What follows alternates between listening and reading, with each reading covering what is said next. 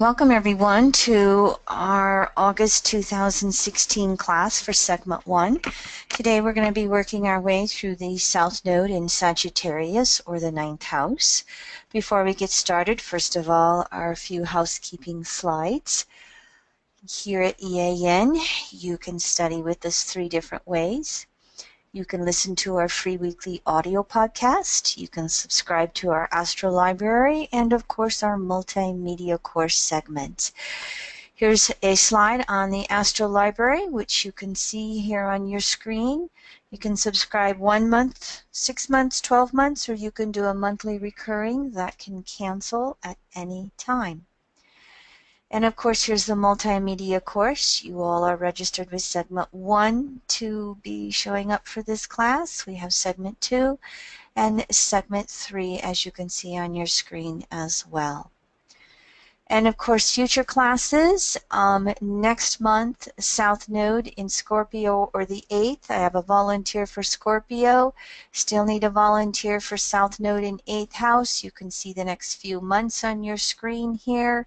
If you would like to volunteer your chart, please send me an email. And of course, this series is going to run all the way through next March. And so again, today's subject is South Node in Sagittarius, or the 9th house. First of all, here's the slides that we show every month before we get into the monthly material. Many of you probably have figured out what the North and South Node are. They're points in space on the ecliptic, which is the sun's apparent path around the Earth. North Node moving above the ecliptic is North Node. The moon's path, sorry. Moon's path moving below the ecliptic is the South Node. Here's a visual of it for you. And because the moon travels around the Earth once a month, its nodal axis is always exactly opposite each other. Not so with the rest of the planetary nodes. The north nodes and the south nodes of all the other planets, Mercury on out through Pluto, can be different, even though they'll be near in opposition to each other. The nodal axis, as we know, its mean motion is moving backwards or retrograde through the zodiac 90% of the time. It takes about 18.5 years to go around the zodiac, and therefore spends about 18 months in each sign of the zodiac. The South Node, of course, is always the ego of the past. It's the accumulation of all of the emotional residues from our past lives. It represents security. It represents karma on all the levels. And it's the point of familiarity. Let me say that one 3 times. Positive and negative. In other words, it's our gifts and it's our Achilles heel. And it's also the point of stagnation on an egoic basis. The North Node is the leading edge of development for the soul's ego in this life. It will represent insecurity, as it is unknown, uncharted territory. It is the future, it is our dharma, it is a magnetic pull forward, it is the point of movement emotionally. Now, the nodal axis, or the past and the future, are always in the tension of the present moment, which is the moon. So you can look at that first sentence there by your natal chart and see where your soul is at in regards to emotional egoic development between the past and the future through the present. You can also look at this through forecasting. You can look any day, any hour. You can look to see where the South Node is, the North Node is, and where the moon's transiting. So you can use that first sentence natally, and you can use it with forecasting. Both ways, the past is always trying to shape the future in the present moment, or how many of us continue to project the past forward for security reasons. Therefore, that retrograde mean motion of the nodes represents progressively leaving that past behind and actually moving forward on an egoic level. Now, to bring this into the specifics, when we are looking at a south node in Sagittarius or the ninth house, there is an emotional orientation to understand life and ourself in cosmological, metaphysical, philosophical, religious context. In its broadest sense, Sagittarius, ninth house in Jupiter, is the archetype through which human consciousness has a need to explain its connection to the non-physical nature of the universe. So South Node in Sag or ninth house egos are needing to understand fundamental truths that explain the existence of the world and the universe. And we're talking about universal truth here. It implies natural laws or principles that govern the totality of life for human consciousness, as well as for our individual lives. This is where these egos are coming from, and this is where they will most naturally gravitate to on an emotional basis for security reasons in this life as well. That South Node in Sag or the ninth needs to explain its personal relationship and connection to the larger forces. And this larger forces, this comes from that Scorpio 8th house Pluto archetype. That's the archetype where we have become aware of larger forces outside of us. We sense the connection. However, Sag 9th house Jupiter knows that connection to larger outside forces. In other words, people and cultures in general have developed rituals, methods, techniques to know, possess, and control or make sense of those outer forces. This has led to those understandings of hidden knowledge. It's led to psychological investigations of the inner dynamics or laws that explain who and what we are and how we work in our human consciousness. For South Nodes in Sag or ninth house, the ego has needed and still needs the freedom to pursue whatever experiences are necessary to discover the knowledge that explains these larger forces. This freedom is coming from the fact that all fire signs and fire houses have that sense of special destiny or identity, and they need the freedom to pursue that spark, that fire, that sense of special destiny. For ninth house and Sag, it'll be linked to, again, a relationship with the cosmological principles that explain the universe and our connection to it, and the freedom to explore those types of philosophical beliefs and principles. This is the opposite of Gemini in the third house, which is focused upon the immediacy of our physical environment, labels, classifications, etc. Ninth house is the large picture. Third house is the immediate reaction of our senses to the physical environment. More on this polarity of the North Node later.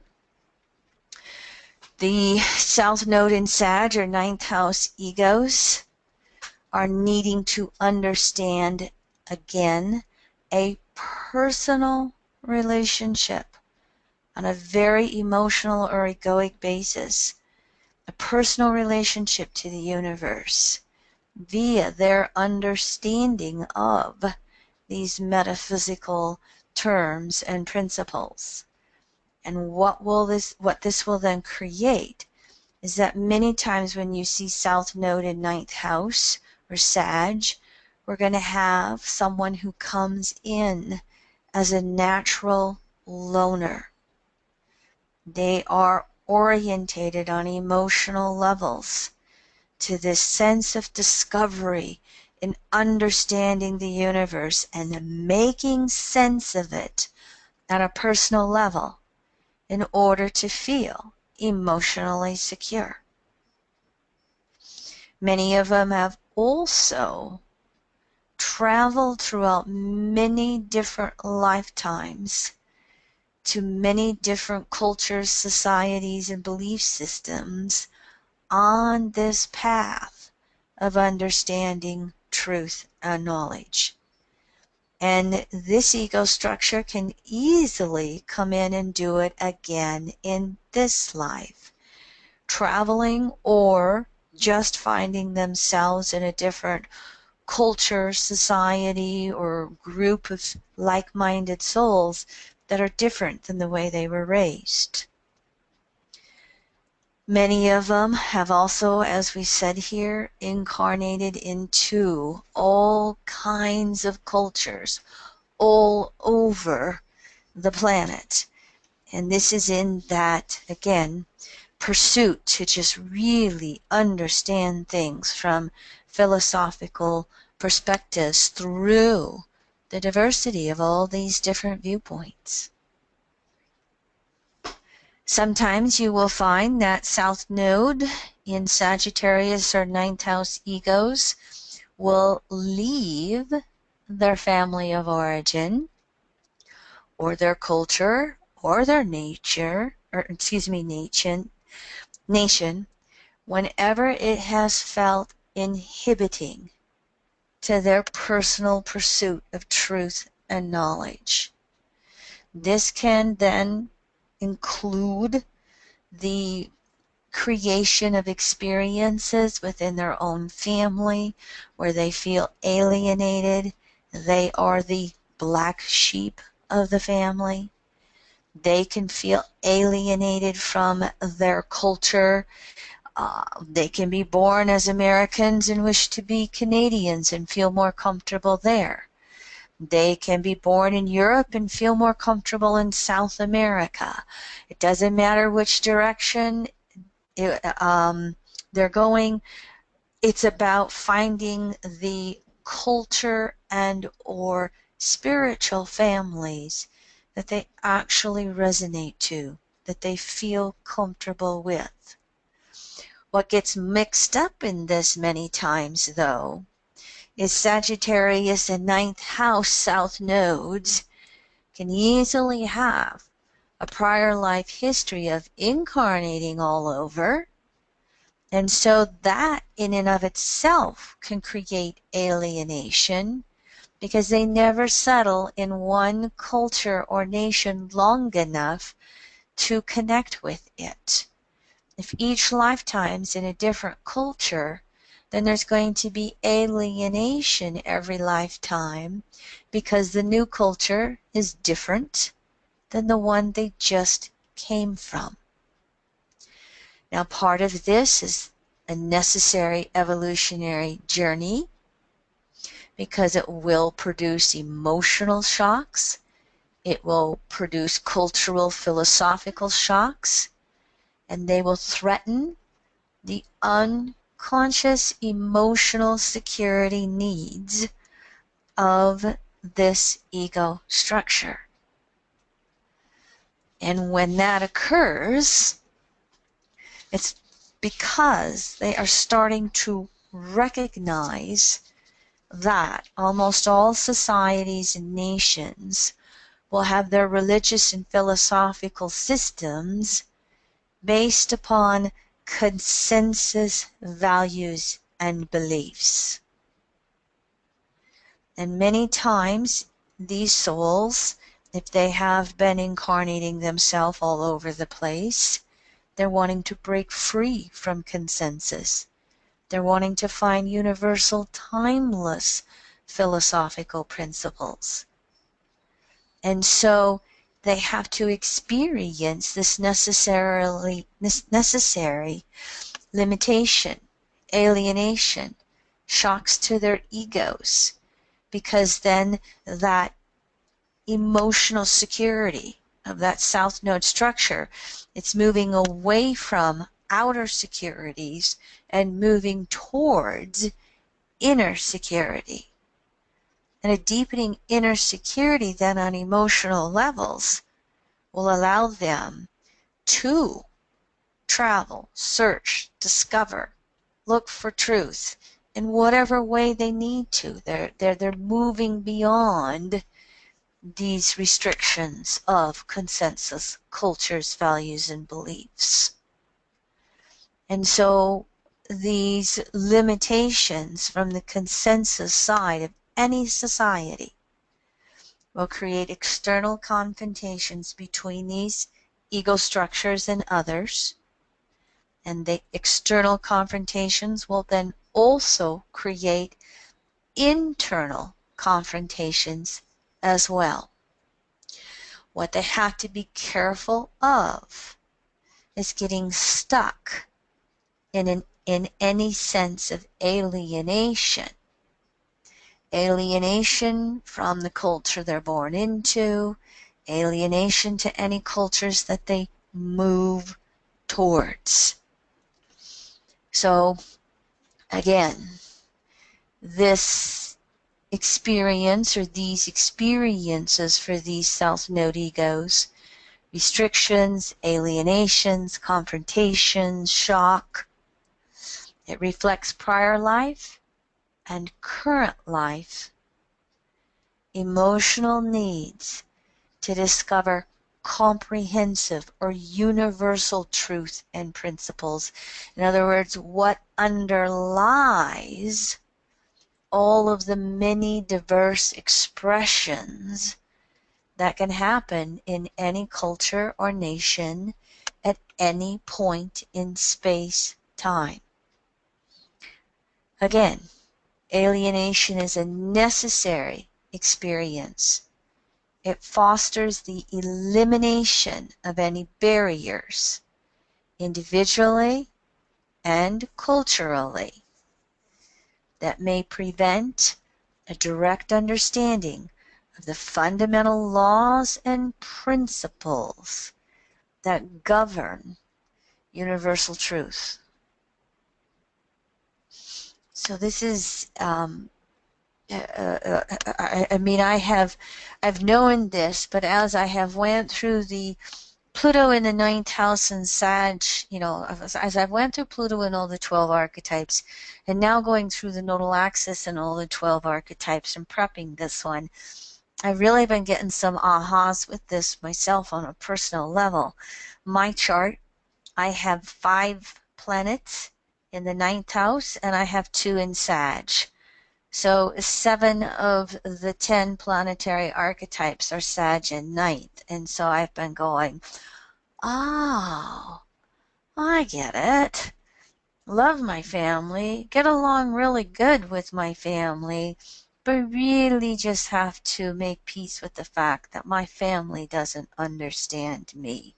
They love me. Over the years, they have kind of like, okay, Kimmy says this, Kim says that, and sometimes they'll go along with it without understanding, but then sometimes it creates friction too. But I've really, I guess I would say gotten in touch on some deeper understandings of my own alienation with my family and making peace, and some of it's just the difference in evolutionary states, but just making peace with, I'm not going to be really looking for my family to fulfill some of the needs I have in a familial environment. Appreciate my husband for filling in.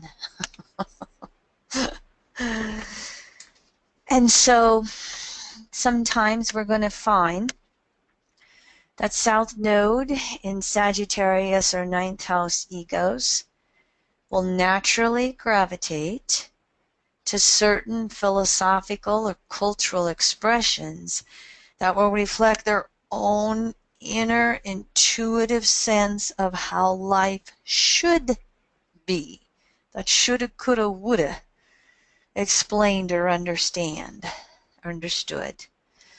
And this can many times be at odds with the society that they're born into in this life. There will be memories of the past that will create an emotional need to rediscover or align self with philosophical traditions from another time or place. Same thing that I just explained for myself, even though that's not my ego structure. I'm actually South Node in the third, but I'm relating to all of these lessons here with this one. Easily born into a culture or society or family that doesn't understand them. Reinforces the alienation and reflection. What is it that I do relate to? However, we can also sometimes have them born into cultures that actually will mirror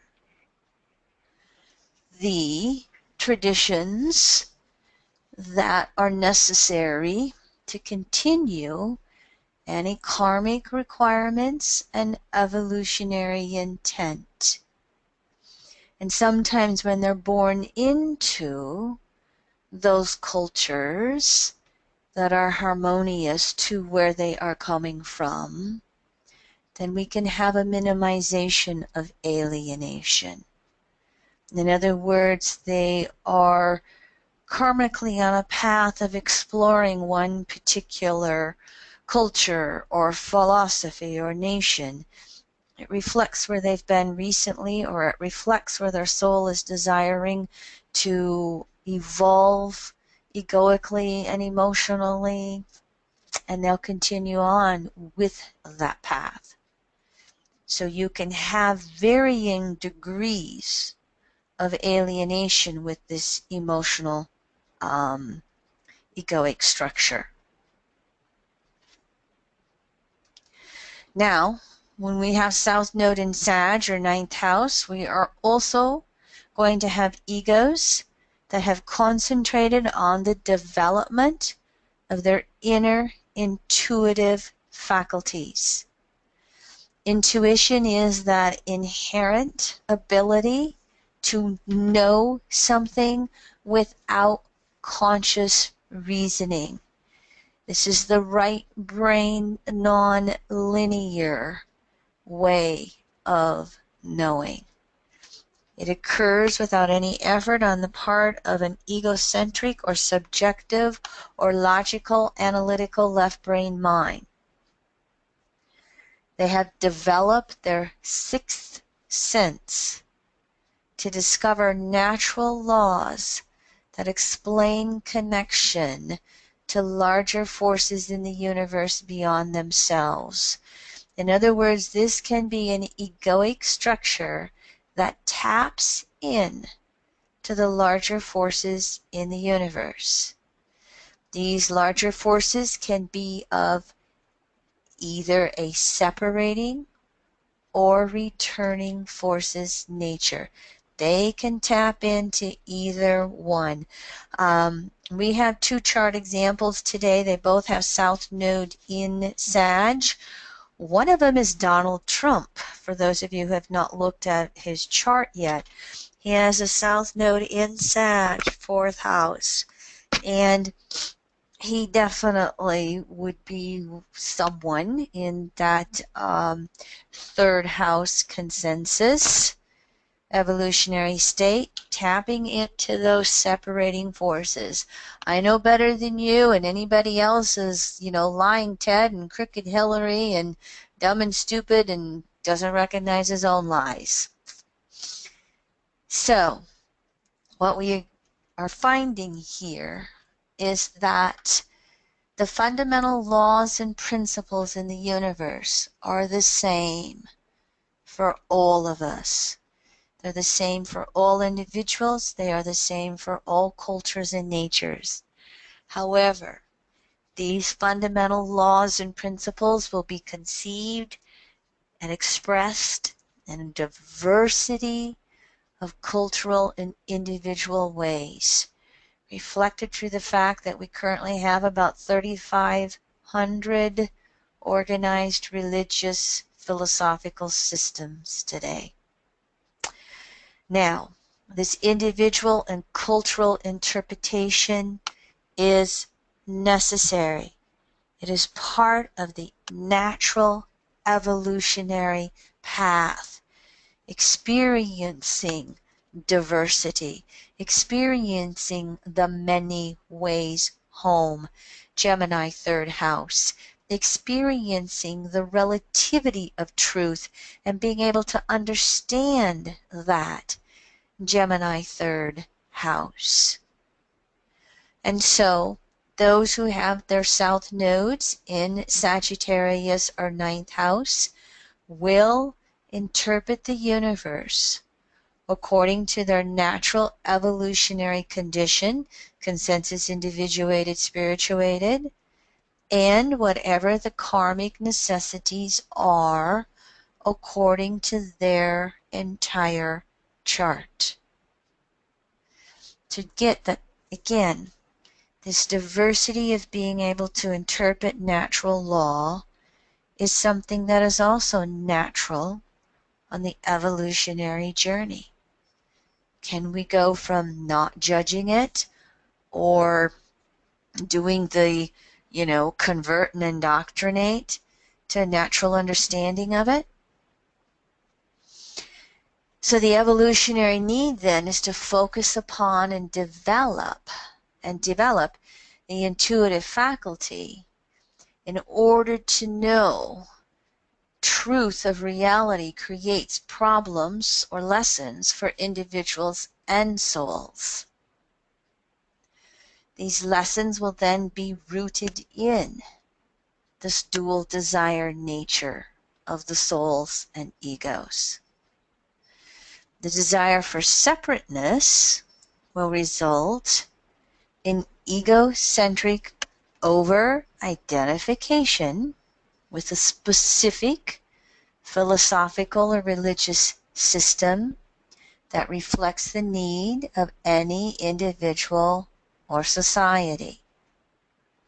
And when we become over-identified with a specific system on an egoic level for security, that's the main thing here.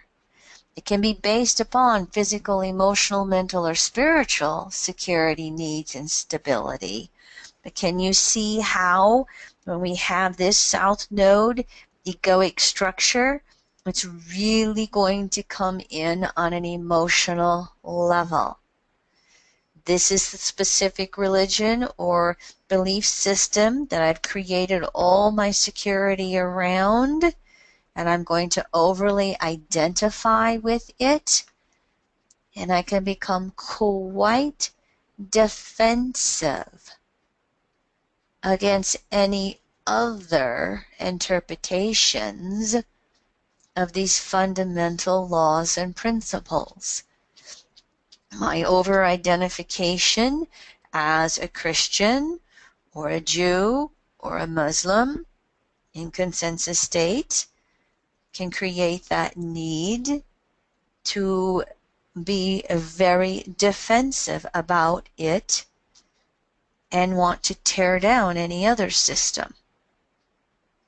And if we look at it in the case of Donald Trump, it can just be his interpretation of the world. Look at how his interpretation of business and finances is the greatest. I'm not going to do a Donald Trump interpretation, sorry. I think everybody's overdoing it. It's the greatest. It's the greatest.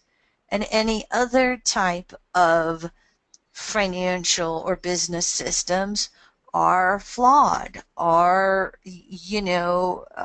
utterly worthless. You can see how he's doing this through the world of business and economics as much as through any religion or philosophy. And you see the defensiveness that comes in with this, with his South Node Sag, 4th house, and by the way, Moon in Sag, 4th house, conjunct that. Extremely emotionally defensive to any North Node Gemini ideas of something other than what he thinks is best. And look at the confrontations that his egoic structure has been undergoing throughout the course of this summer. Intend for more of it. It's been fascinating for me to kind of watch his egoic development. And I was just looking at that South Node, or excuse me, Donald Trump has an ascendant at 29 degrees Leo. I was looking at it from that ascendant, and I was prepping for this class, and I went, wait a minute, I remember this. And so you're just seeing this egoic structure in living proof through Donald Trump day after day. And that need for those separating desires to conquer all and be best and, knock down any other way. And look at how, quote unquote, larger forces in the universe are now coming through, knocking him down, teaching him a few lessons. So again, here we'll have the individual or culture attempt to impose and convert its system upon another individual or culture. It'll be called teaching when in reality it's indoctrination. The good old, my God's better than your God. We are right and you, they are wrong. Have you heard that out of Donald Trump by any chance?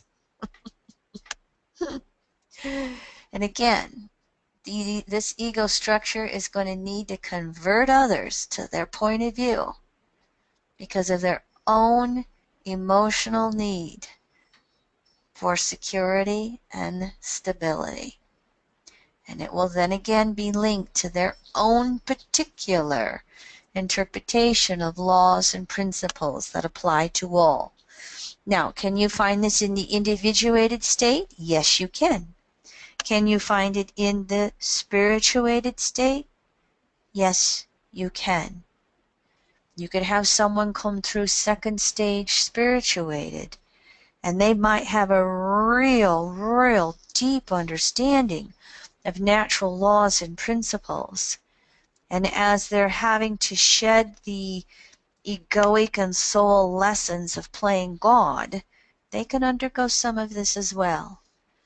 Won't be as common, or perhaps maybe not as intense as how it could be played out in the individuated and consensus states, but the possibility is there even in the spirituated states as well.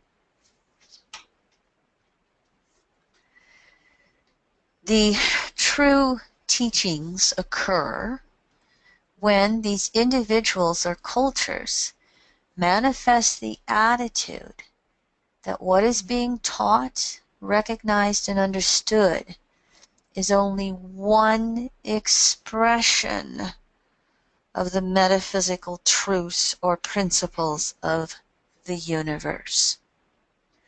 And these truths and principles also need to be, recognized that these are being experienced by one person, or they're being experienced by each individual person on their own path of understanding these broader and broader principles of universal truths. And when we look at it this way, this is going to then represent those returning desires, the desire to return to source on an egoic structure.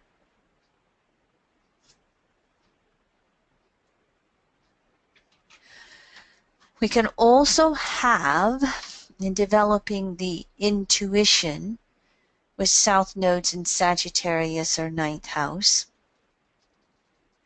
situations in that whereby these egos do not know how to communicate what they are intuiting through common, linear, rational language. Potential problems will occur when the individual attempts to communicate what they just know in a way that can be understood by other people. Again, the intuition taps into the larger forces of the universe. And so knowledge simply comes into the mind, into the consciousness.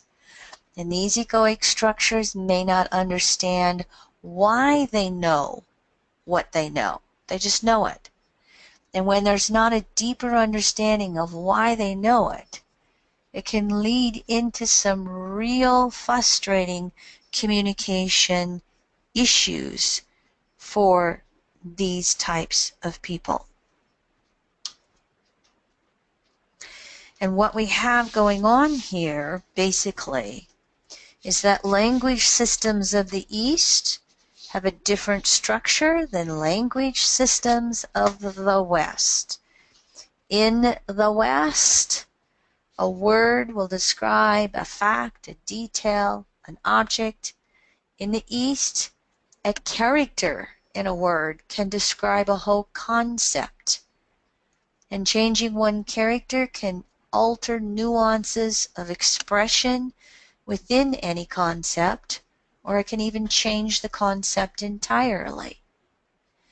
And so when you have a south node in Sagittarius or ninth house, you have an ego structure that naturally thinks in conceptual wholes. They naturally think that way. And many times, these ego structures have actually had past lives in the East. And so they have not had enough lifetimes in the West to find those specific words to understand, or excuse me, to explain these concepts that they know. And this includes childhood. Many times if you have a south node in Sag or ninth house, communications can be difficult for them in their childhoods. Their brains orientated differently. Their ego structures orientated differently. So they have a almost bigger learning curve to come through and be able to grasp these Western languages and be able to understand them and communicate them.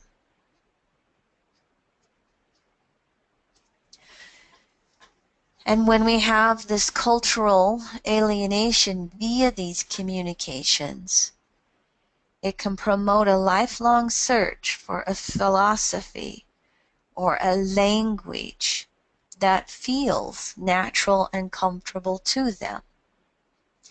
This can be played out by these ego structures literally traveling physically to many different places and finding where they do feel comfortable, where they can just seem to naturally pick up a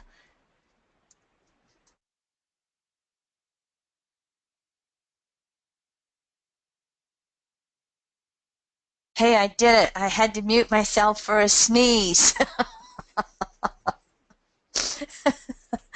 Where they will naturally be able to just pick up or learn a different language than the one they were born into quite easily. It's what they quote unquote know from past lives or on those deeper levels. It can also be played out intellectually without traveling through reading various works of different literatures or philosophies, or even learning different languages, even though they didn't necessarily move to a different culture. It can also, though, be played out by these ego structures becoming what we know as the drifters. They can never stay in one place, never find that quote unquote culture or geographical place that they naturally gravitate to and put down roots in. Or they can never really connect in a committed way to any one person, environment, or philosophical orientation. These are the wanderers and the drifters. The grass is always greener in the other pasture. They keep looking and looking and looking with, again, not ever really understanding these deeper philosophical orientations. We can also, okay, hold on a second here, slide. We can also have communication lessons that will revolve around the truth versus lies concept. Donald Trump, anybody? Some of people will, with the South Node in Sagittarius or ninth house, they can have ego structures that exaggerate all over the place or even outright lie. Some of them may say whatever is necessary in the moment without any reflection or awareness of the truth. They even believe their own lies. OMG. Does this explain Donald Trump? And he's so emotionally connected to it with Moon conjunct that South Node in Sag 4th. Double ego signatures, and look at the North Node Gemini confrontations that he is experiencing left and right in the last month, the last few weeks. So confrontations will necessarily occur as others, that's the Gemini third house North Node, as others expose their lies and exaggerations. And what's going on here is a lesson in learning the essence of truth, moving into absolute truth. In other words, that whole concept of personal truth, but it can be a limited version of truth. So we'll run into that limitation and it will be confronted in order to expand more and more and more along that path to universal timeless truth. You know, those of us who study EA will run into this lesson, but we won't have it to the degree that a third stage consensus Donald Trump of the world is experiencing it. And it's a necessary experience. Another lesson for this egoic structure in developing their intuition, past lives and in this life, is the potential for experiencing visions of the future. These visions can be of a very personal nature, or they may be of a collective or planetary nature. The lessons of these visions are twofold. One, the visions may reflect deep, unconscious desires that translate into meant-to-be experiences or potential experiences for that individual or others in their world. These visions that are meant to be, again, unconscious desires, They can be of a positive or negative nature depending upon the buildup of that individual's karma, their overall signature and nature of their chart. These visions that are meant to be can merely be a reflection of, again, their subconscious desires. Many times, this is the case, the individual will deny any sense of responsibility. It is a deeper, unconscious, subconscious desire, and there's such an emotional connection to that vision. They interpret it as it was meant to be. It is that good old self-fulfilling prophecy. Along with this, they may also have visions that are not based upon unconscious or meant to be desires. They're just going to reflect a highly developed intuition into the nature of the universe relative to the future. Potential problems, though, that can come from this is that other people may not want to know about it. Other people may not understand it. So while this ego structure can be highly tuned in to a visionary future, it can be rejected by others. They don't want to hear the message. They don't want to know the message. They don't want to know about a disaster coming up, etc. The other lesson of these visions is that sometimes these individuals can experience collective or planetary visions that apply to us all.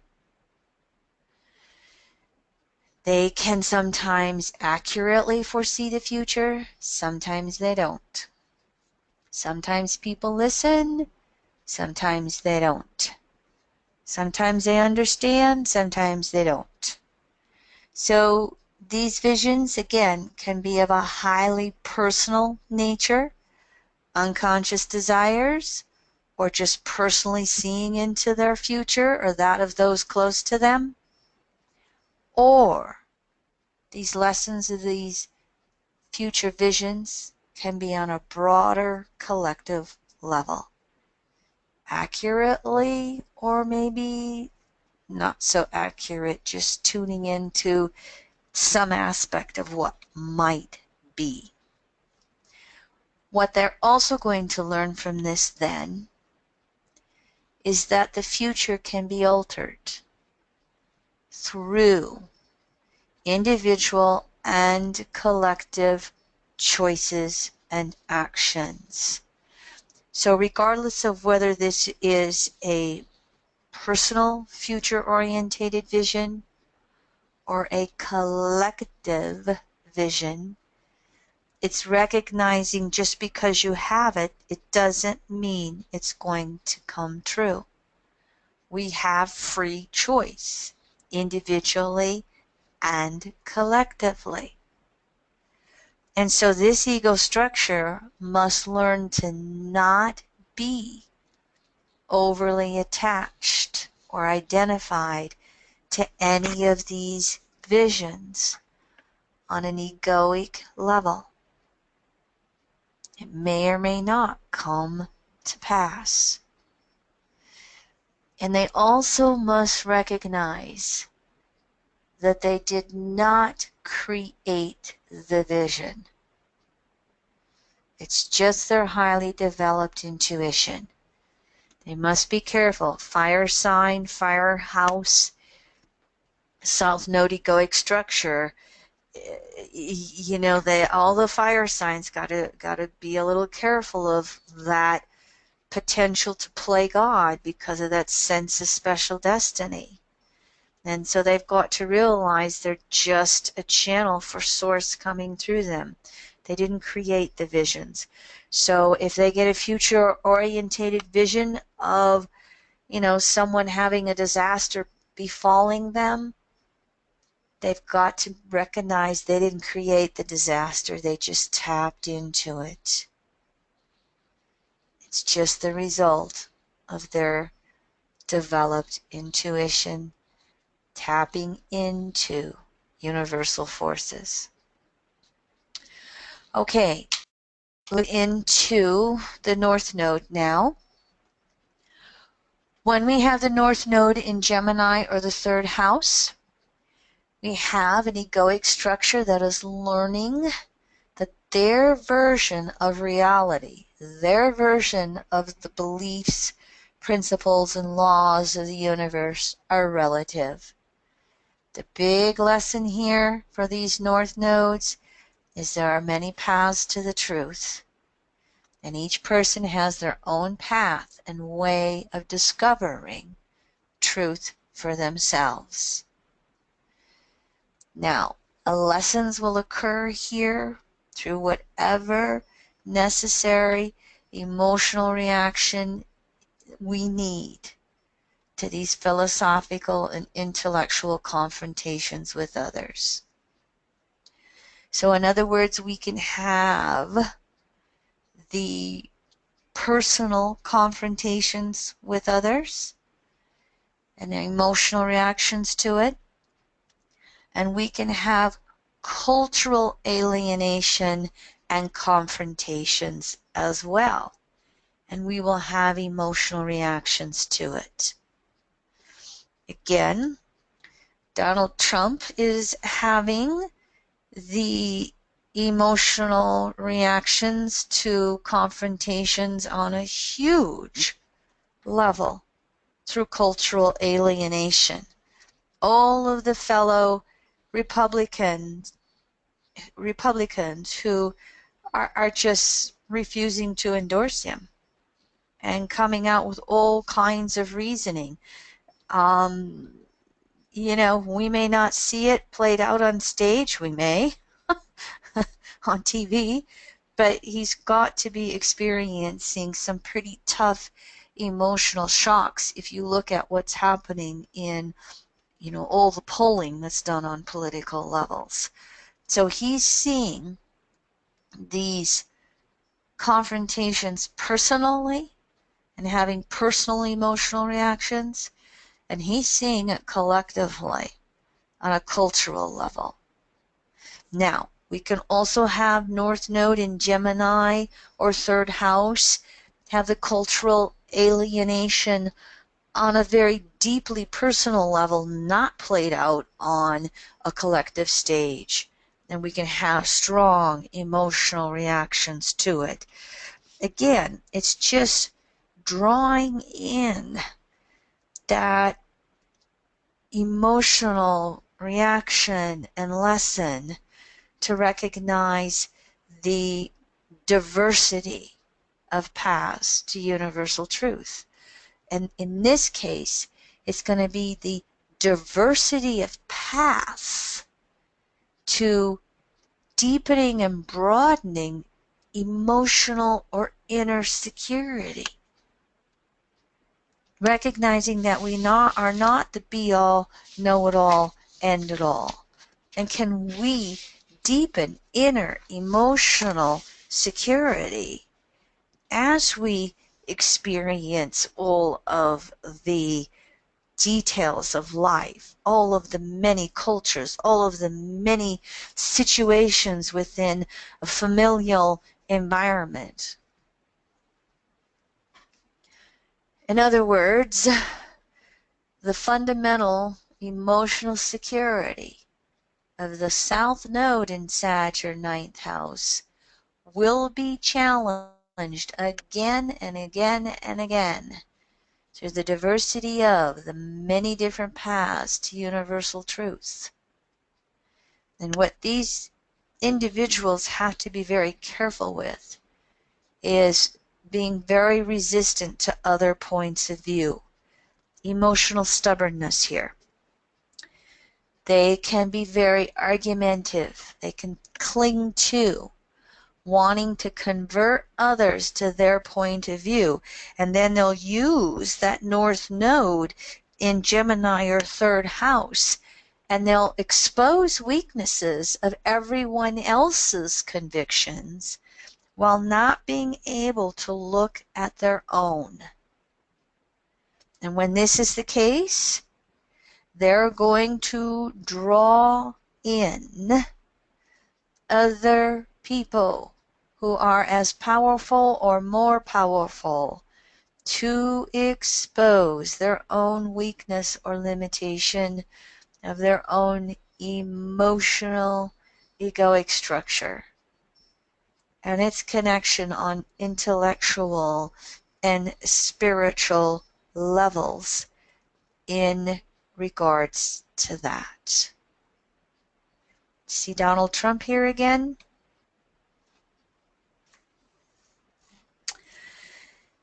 And sometimes these confrontations will occur through others simply not understanding what they are trying to communicate. And so North Node in Gemini or third house egos are learning how to communicate in languages that are understandable to others. They have that ongoing lesson of taking their natural understanding of concepts and conceptual truth and learning and developing language skills, the ability to work with words, so that they can learn how to communicate in broader and broader and broader ways. This ego structure must study the diversity of life with respect to all the many different levels it exists on. They are being forced to realize the relativity of experience, the relativity of individual paths to universal truth.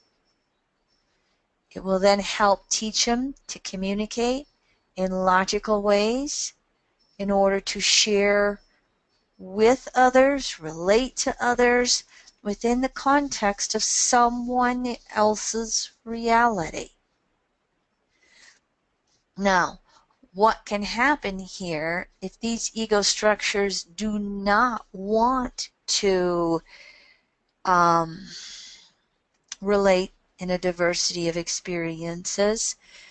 What can happen is that South Node in Sag or ninth house, again, will get very defensive. They'll go back into that alienation. They'll want to, judge others as not knowing anything and not knowing what's going on. And if they don't willingly go into this diversity of life and relativity of truth, they'll continue to have confrontations until they do. So in other words, that North Node in Gemini or third house is an ego structure that is teaching these individuals to allow themselves to be educated by others. It's not just about the South Node in Sag or ninth house being the teacher. It's about the North Node in Gemini or third house opening up to being taught and recognizing that no matter what philosophical structure their egos relate to, there's always the next step. There's always another step. There's always a broader understanding. So they really have to become open to the curiosity of continually expanding the frontiers of their awareness. And so what they're meant to do here is progressively learn how to take in many diverse facts and pieces of information and utilize their inherent ability to intuitively synthesize it all, and to continually arrive at ever greater understandings of the total nature of their personal and collective and universal truths. It's how I've always looked at that Sag Gemini. It's dropping the pebble into a smooth pond and watching those ripples continue to expand outward. You're always going to run into that limitation.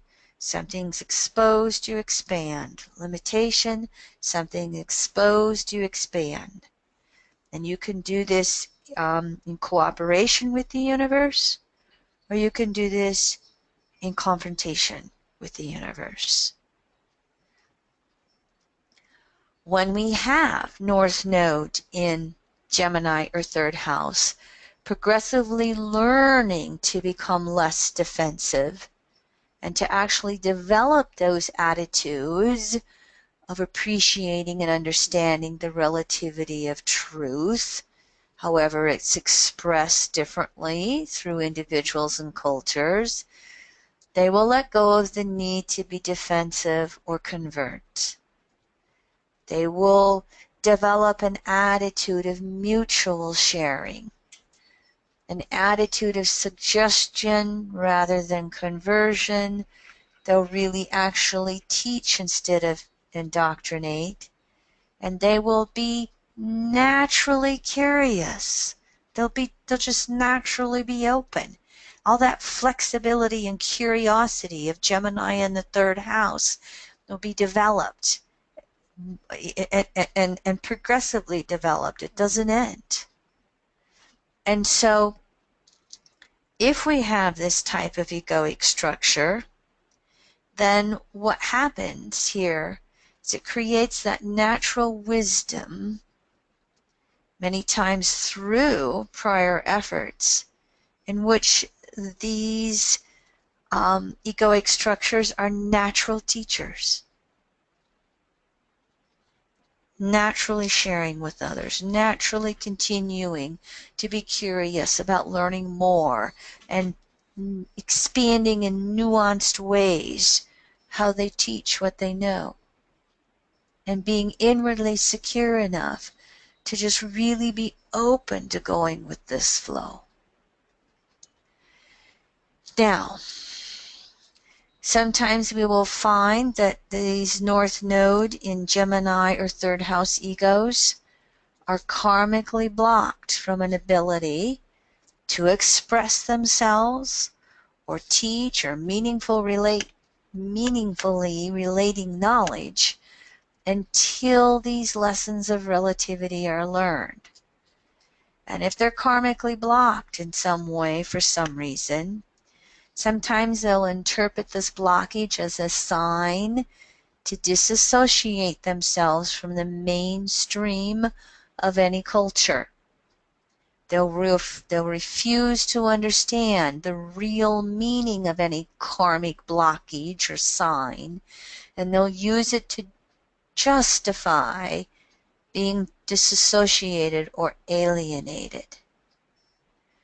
Some of them will rationalize that sign into philosophical justifications, explaining their non-involvement with the world they were born into.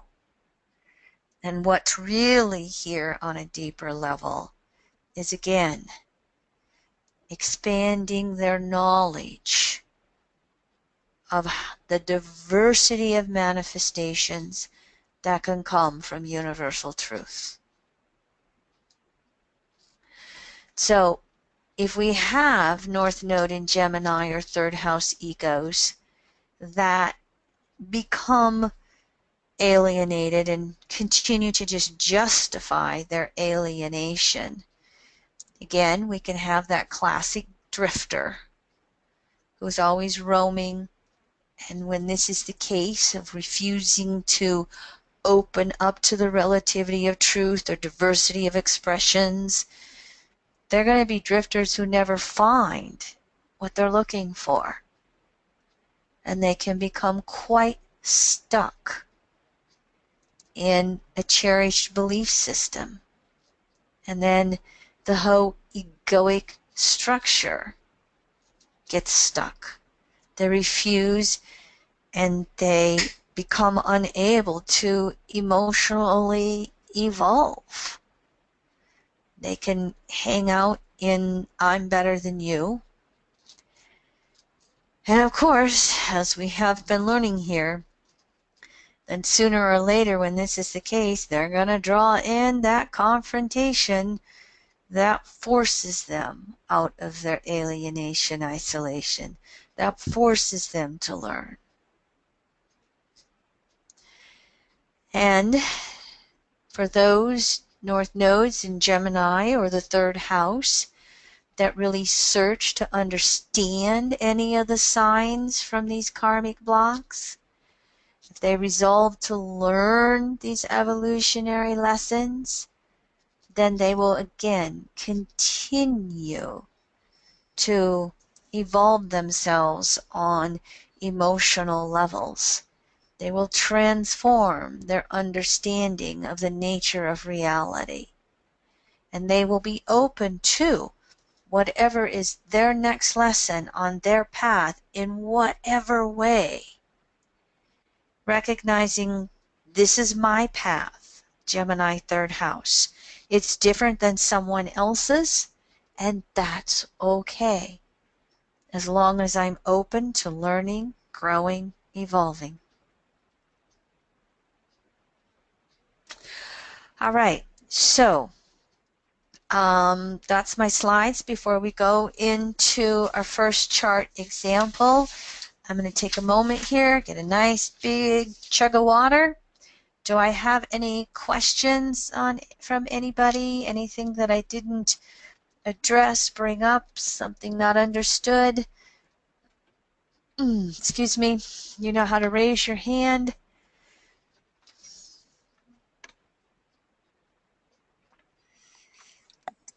Kim, nobody on the on the board has their hand raised, but I'm getting some feedback. Some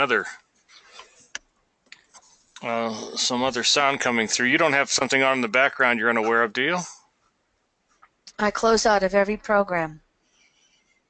Okay. The only program I have open is Citrix and PowerPoint. Okay. Well, maybe somebody, one of the attendees out there, one of our associates, can give a clue. See if they hear that background diatribe going on with kind of sounds like a seminar, or if it's just something I'm getting on my system alone. So I'm just kind of concerned about the recording. So that's why I'm taking a little time to deal with it before I get into the charts.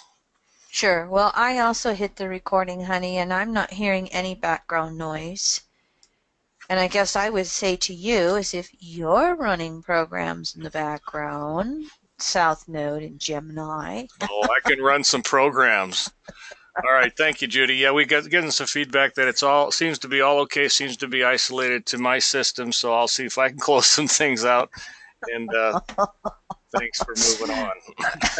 My South Node in Gemini is multitasking. I get a lot done. Okay, so all is so well.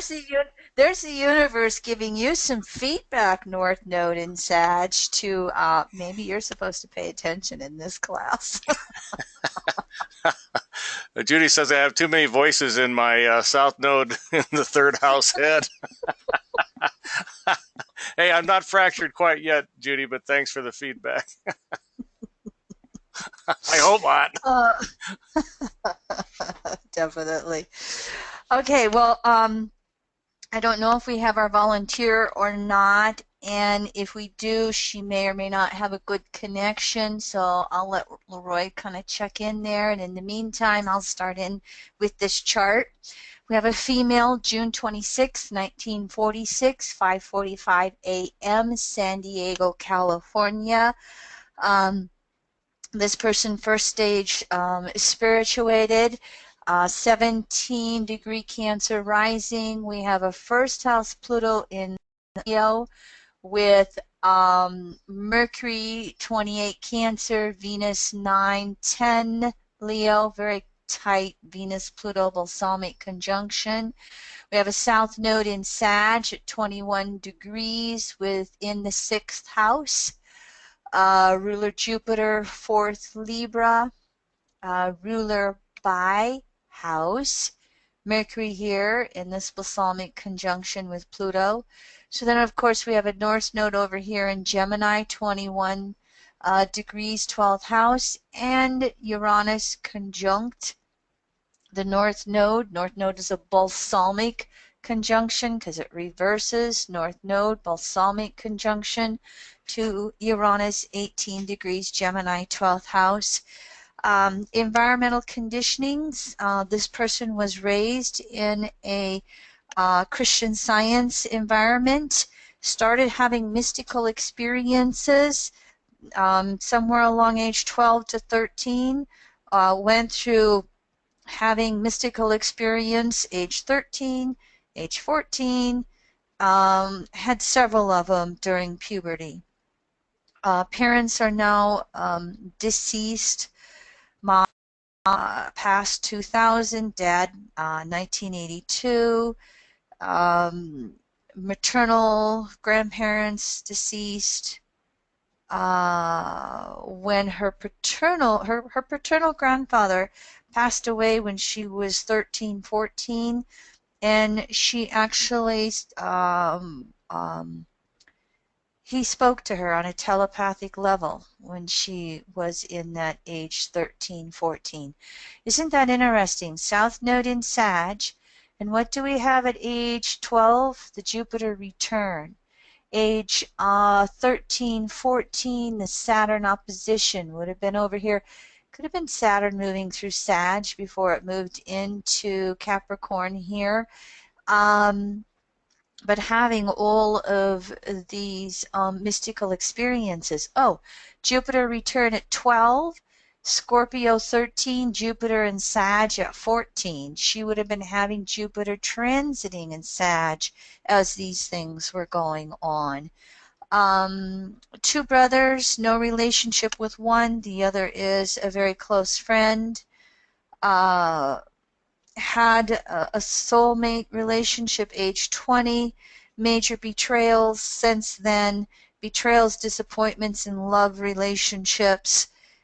She did marry in August 1988, was widowed less than a year into her marriage. No children, 3 miscarriages, middle class, college educated, postgraduate level, anthropology, history, language, literature, comparative religion, retired, healed of polio and a heart condition, healed of heart condition age 4, polio age 7, a mother found Christian Science. Mom and grandmother were artists. Dad was a pilot. She's worked as an intuitive counselor, a psychic, a healer, hypnotherapist, past life regression therapy, medical intuitive. Spent a lot of time healing the past, clearing out emotional toxicities, old belief systems. Checking in with Leroy, do you know whether or not our volunteer is on the class live? I don't seem to be able to raise her. We did say um, it was Onda.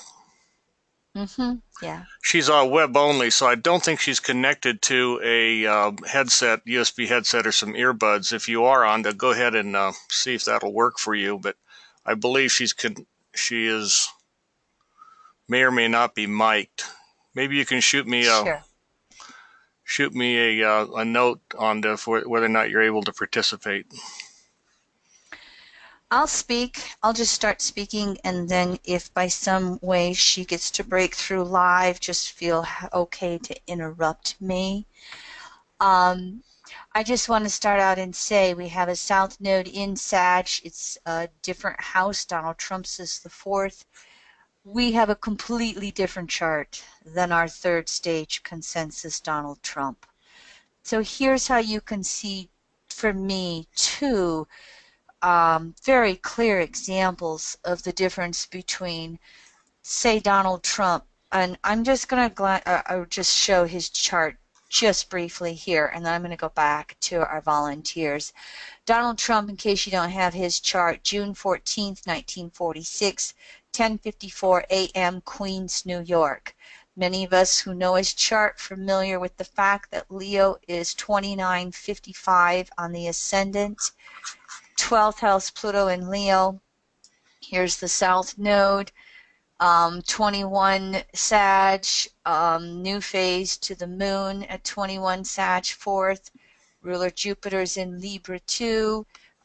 We have two people who are born the same year, and oh gosh, June 14th to June 26th. You know, really, what's that? 2 weeks apart? And to me, just such different soul vibrations and charts that are going on here. You can also see Donald Trump up here has Sun in Gemini, North Node, Uranus, all together right here in the 10th house. Look with the Mercury retrograde in Virgo from the 1st. It's going to square all this stuff. Donald's not out of trouble yet. But I just wanted to say that the South Node structures are in different houses. That's going to create different flavors in regards to the South Node in Sag. But we are looking at someone who, in this case of our female volunteer, has done a lot of spiritual growth and work. And most likely we have someone who's open.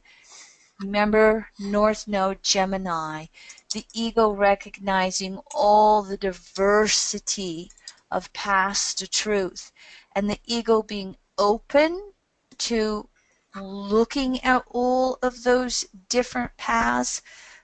What did she do?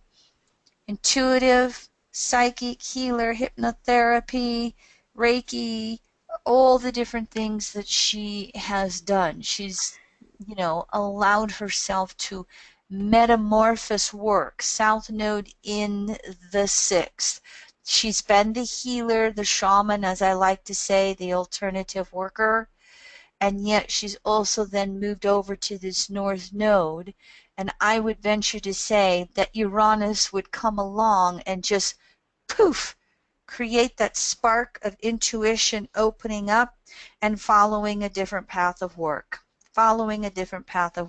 and or adding on all kinds of tools in the toolbox and allowing herself to be intuitively led with any particular client. They need this tool, they need the Reiki, they need that tool, they need me to be the medical intuitive on a health and wellness level. Now, coming off the fact here that she was a first house Pluto, the Venus balsamic, Pluto pretty tight, less than a degree. Mercury, ruler of South Node by house, balsamic Pluto. This would reinforce the sense of alienation. There could be familial alienation with Saturn, balsamic phase, Pluto. Sun Cancer 12. There could be cultural alienation. There definitely was the intimate relationship alienation.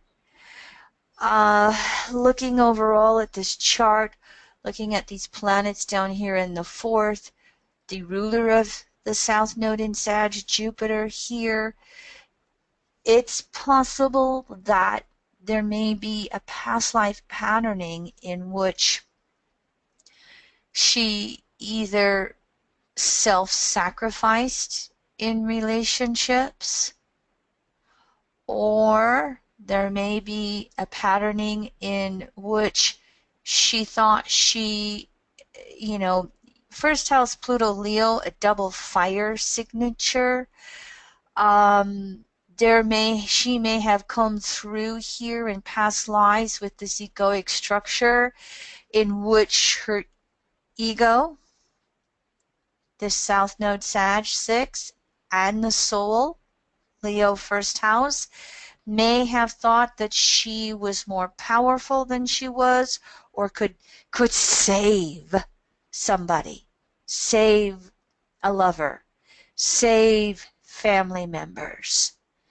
And part of the loss and betrayal may be her soul coming to the deep recognitions, deep understandings egoically that, again, she's a channel force source, but she doesn't get to play God.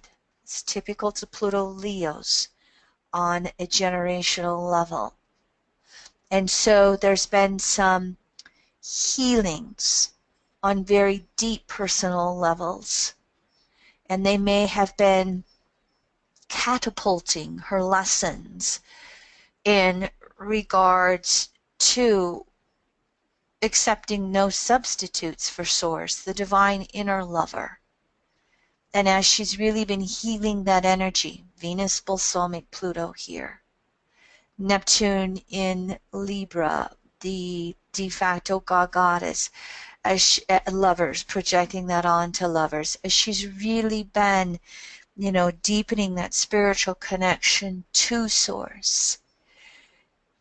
This has been a lifetime of being able to really heal any egoic wounds around being that shaman and thinking again that she could do it all.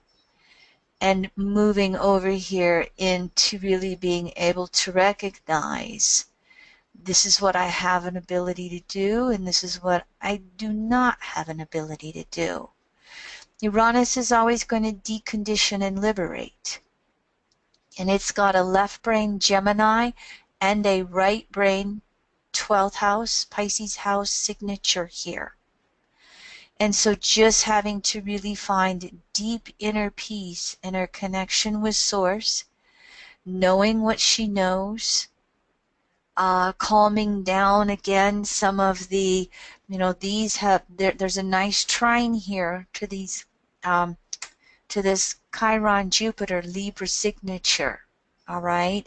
So it is asking for an ability to know what you know, to make peace with what you know, to allow others to experience what they need to experience as they need to experience it, to recognize that not everybody's going to be listening to what she has to say, to be open to learning to develop that languaging more and more and more. Finding those words, finding that gift of words to speak better and better and better.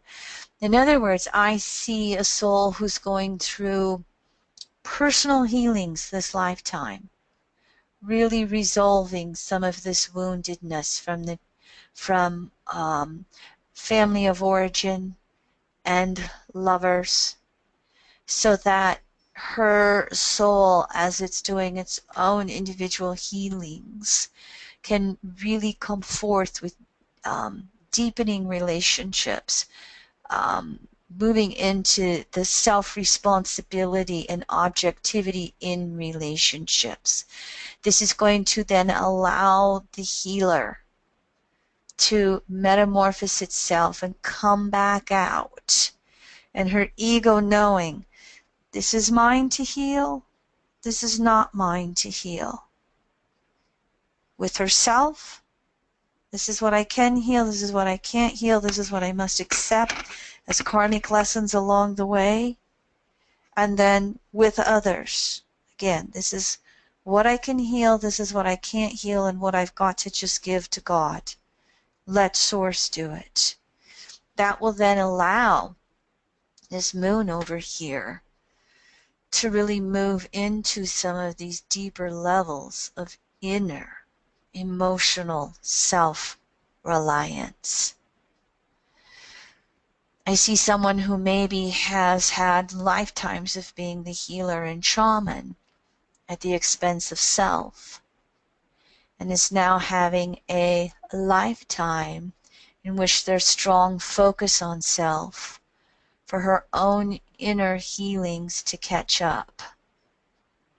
And then she's going to, later in this life, or set it up for future lives, in which she'll have the emotional self-reliance, the emotional inner peace to really then take her shaman abilities to the next level. That's her lessons. Now, having said this, again, I would just like to repeat, this is a soul who is light years and lifetimes away from the United States Republican presidential candidate Donald Trump. So if our volunteer is listening, you can definitely type into the Q&A pane if it's possible, or if you're even on Facebook, you can go to the Segment 1 group and make some comments there in regards to everything. I'll just check in, Leroy. Anybody else? I don't look at the Q&A board when I teach. I have to remain focused. North node in the 9th house. I am focused. I'm going to again. Actually, we've been communicating on that Q&A board, but I think she's on a cell phone and also participating visually on the computer. I don't think she's mic'd into her computer, so I wasn't able to coach her on how to unmute her cell phone at this time. So, yeah, Onda, just go ahead and give feedback as Kim described, if you would be willing to do that. Yeah, yeah, no worries in regards to that, sweetie. Unless you want me to do another test, Onda, I unmuted you again, best I know how on this board. Are you there?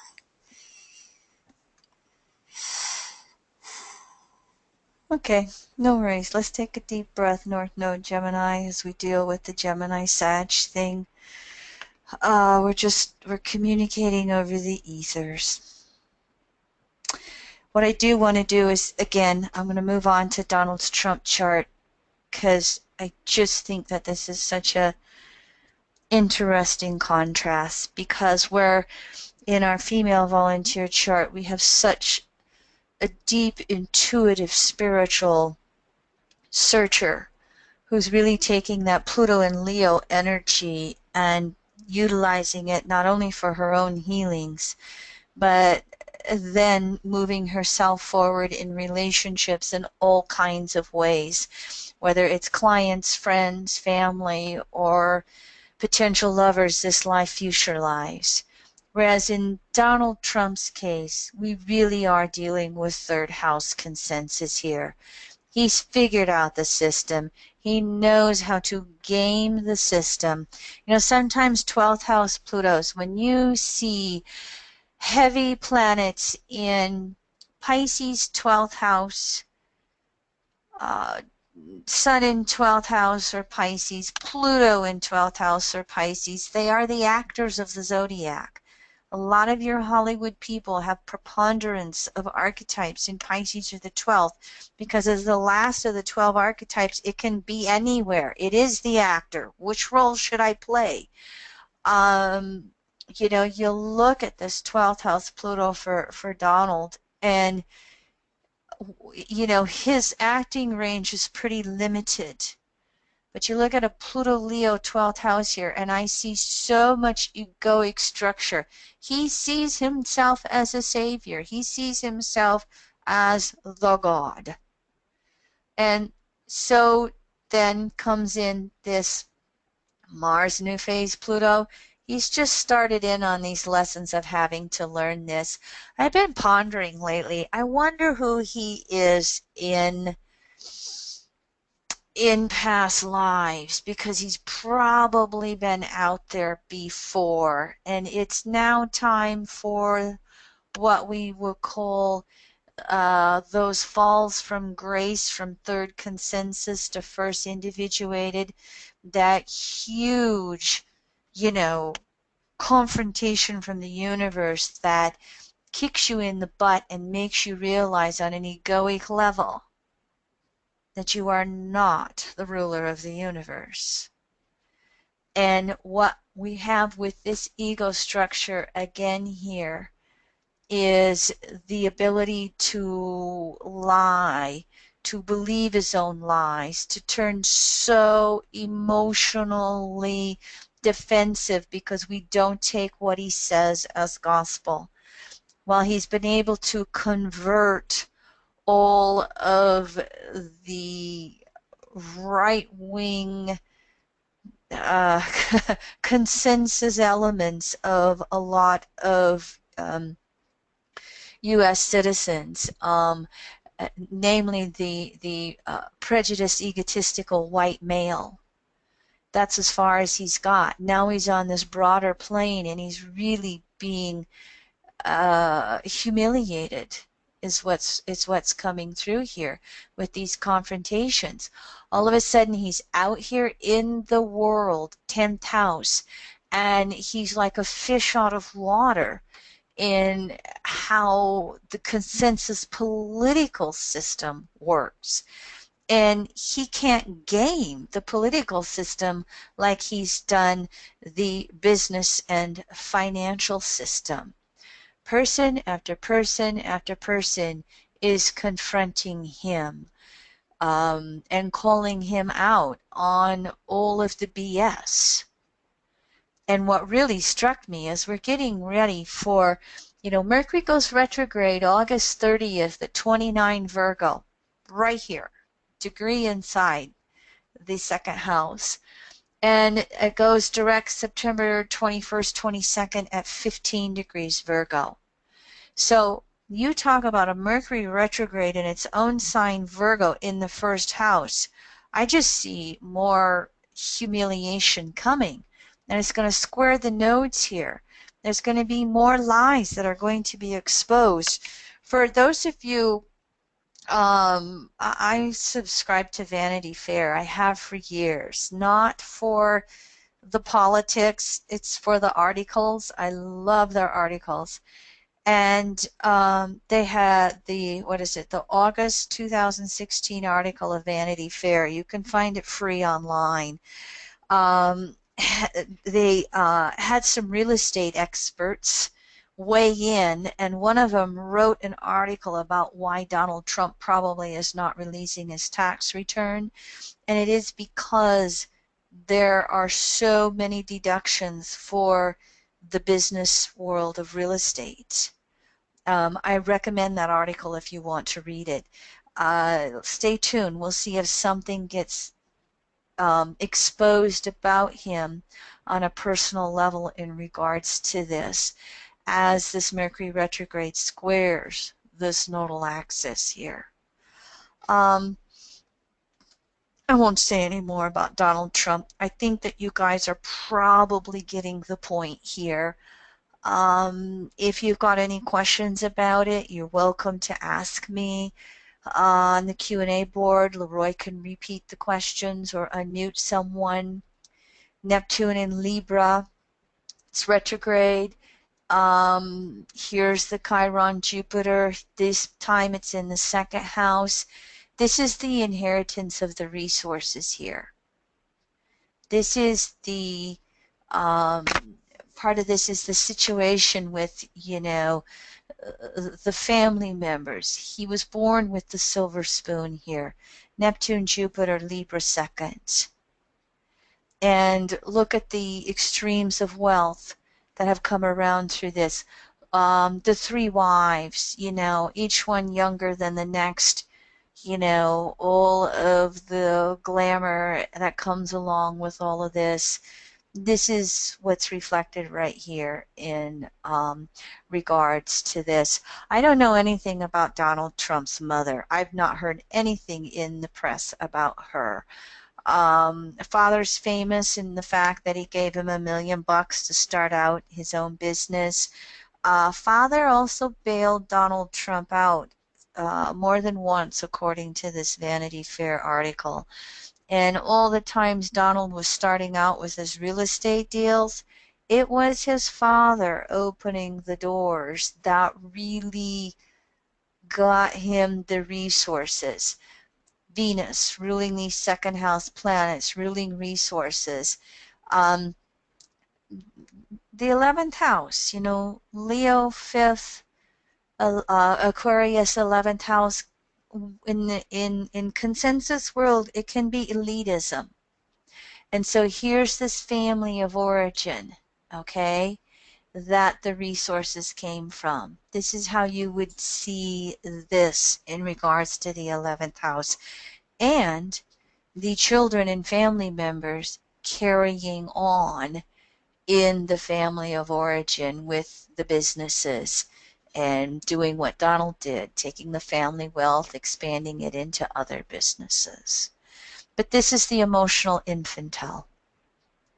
This is the emotional infantile who cannot, who acts like a 12-year-old when he doesn't get his way, flies off the cuff, temper tantrums, and then has to come over here to this North Node and try and clean up what he tweeted one more time for all the world to see.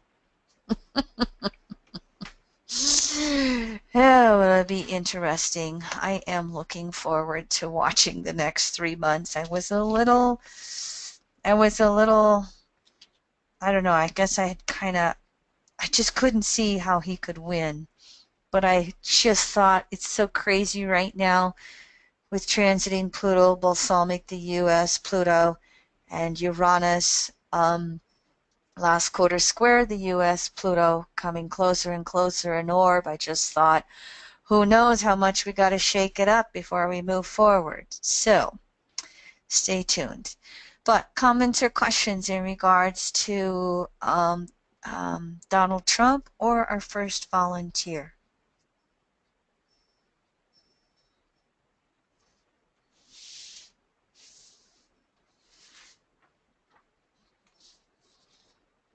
Did my sweetie pie disappear? Nope, you're clear though. All right.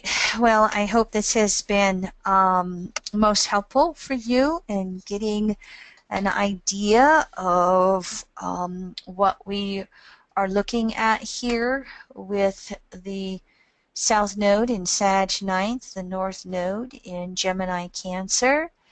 I would like to say again, if anyone has South Node in 8th house, you're welcome to volunteer.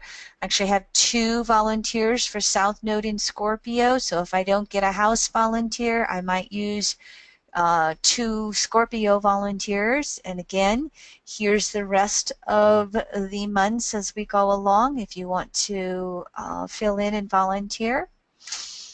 And I'll let you see this one too. Last 2 classes we have our volunteers.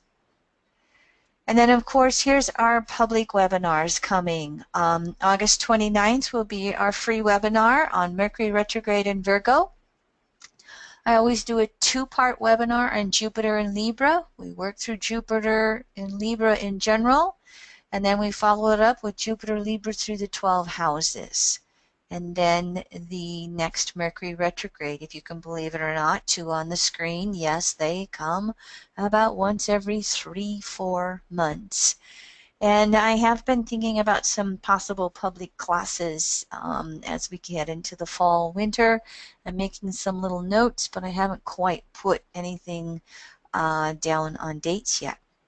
So if nothing else, thank you very much, everyone, and I will see you next month. And one more time, thank you very much to our volunteer for allowing us to look at your chart. All right, everyone, enjoy the rest of the summer in the Northern Hemisphere. We will see you next month.